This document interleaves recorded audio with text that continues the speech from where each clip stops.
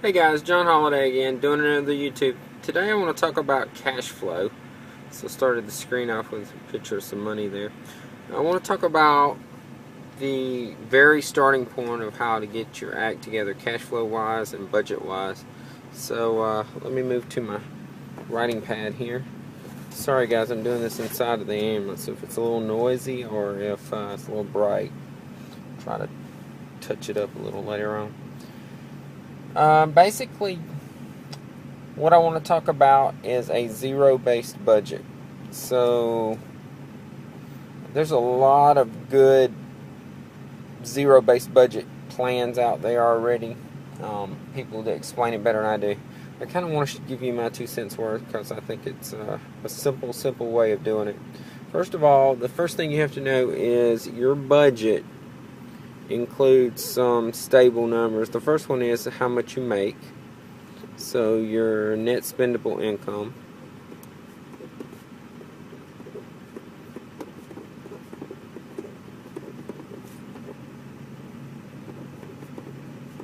And that is the amount of money you bring home after taxes. That's the amount of money that goes into your account, or that is your paycheck.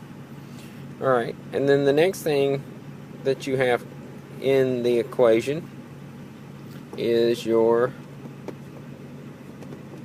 time, I don't know what to call it, time slots. They equal either monthly, once a month, you get paid every 2 weeks, or you get paid weekly. So income allocation, time slot, whatever you want to call it. So basically, you have the net spendable income, and then you have the time slots. I personally get paid every 2 weeks, so I'm going to kind of show it from that point of view. If you get paid monthly, then everything in your month is included in your zero-based budget for the month. You get paid every 2 weeks, you work in 2-week increments. So in 1 month you have 2 time slots. So basically, pay period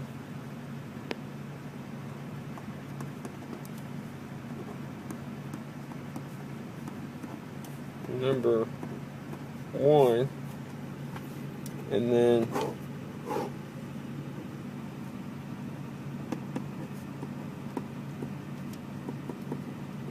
pay period number 2. So you have 2 pay periods if you get paid every 2 weeks. You get paid weekly, you'll have 4 of these. So basically, depending on how you get paid, and when I say you, I mean your household income. If you're married and your spouse works, then you have 2 paychecks, and if you get paid in the same increments of time as your spouse does, then that's pretty easy math. If not, then you kind of have to figure it out. So if one gets paid weekly, one gets paid every other week, you still get paid weekly. Just every other week you have a big paycheck, and then the opposite weeks you have a smaller paycheck. So you would have 4 of these little blocks, and what you would do is you put the amount, your NSI, net spendable income, across the top, and then in each pay period you would allocate categories of things that have to be paid, whether they're living expenses or debt, in that time period. And you might have 5, 6, 10, 20, it doesn't matter how many you have. Over here you might have the same amount, or you may have less. It just depends on your scenario, your situation. So you have your net spendable income. In other words, a dollar amount, X amount of money. Let's say you bring home $3,000 during this pay period here. And you have 1, 2, 3, 4, 5 things you have to make sure it gets paid. So whatever those amounts are, you would write those in. Car payment, $500. Food, $500. I don't know, something else. We'll say $500. And then we'll say $250. And then we'll say $250. So Got to do my math in my head now.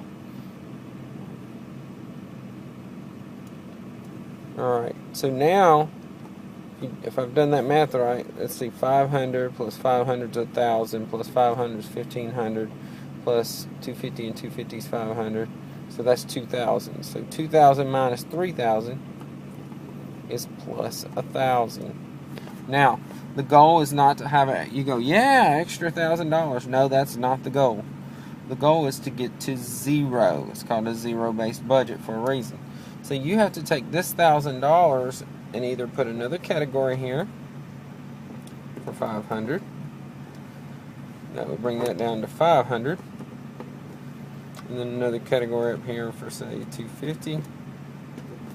Bring it down to 250. Then another category up here for, say, 2 more 50.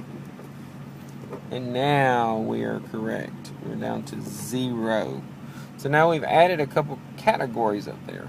Now you don't have to add categories, you may add money to categories. But the goal is to do this zero-based budget before you spend any real money at all. So like today is payday for us. My wife, who does our zero-based budget, sat out and figured out exactly this. She took and figured out our net spendable income. She figured out all the things that had to be paid. She took all the amounts, and when she got through, they were 0. If they happen to be a negative number, like negative $100, you've got to go up here and shave off. Let's say it was a negative $100. So now you got to shave that down to $150. So the whole goal is all of these things, let's see if I can get a different color, all of these items here have to equal the same amount as your net spendable income. And if you take all those and subtract them from the net spendable income and they will equal 0. That's called zero-based budget. If there's more here than there is there, you'll have a negative number. If there's more in the net spendable income than you've allocated for, you'll have a positive number. Either way, your goal is not to have a positive number, your goal is not to have a negative number. Your goal is to equal 0.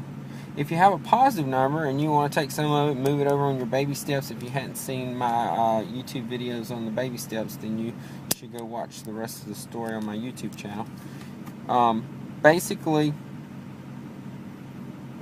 you have to give every single dollar a name. And Dave Ramsey explains this in full. This is a very elementary version of me explaining a zero-based budget. But I've gone about 8 minutes, so I'm going to sign off here. And I just wanted to give that to you guys. And I hope it comes out alright. Since I did in the truck. And always remember, you got to make every dollar count. And you got to count every dollar that you make. So have a great day. Talk to you soon. Bye.